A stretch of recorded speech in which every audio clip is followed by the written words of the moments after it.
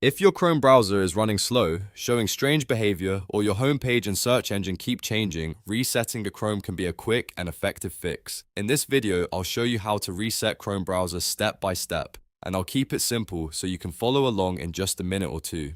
If this tutorial helps, please hit the like button and subscribe for more easy tech guides like this. Let's jump right in. First, open Google Chrome on your computer. Once Chrome is open, look to the top right corner of the browser window. You'll see the three dots menu.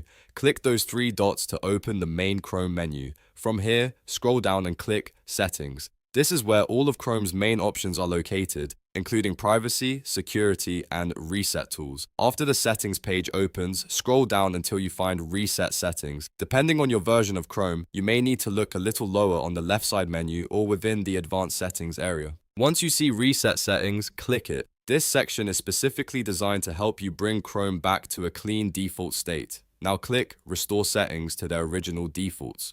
Chrome will show you a confirmation box explaining what will change. Usually this will reset things like your startup page, new tab page, search engine, and pinned tabs. It can also disable extensions and clear temporary data while keeping your bookmarks, history, and saved passwords in most cases. If you're ready to continue, click Reset Settings, and that's it.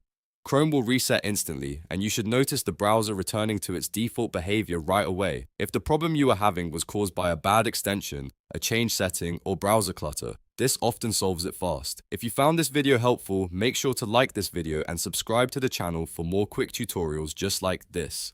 Thanks for watching, and I'll see you in the next one.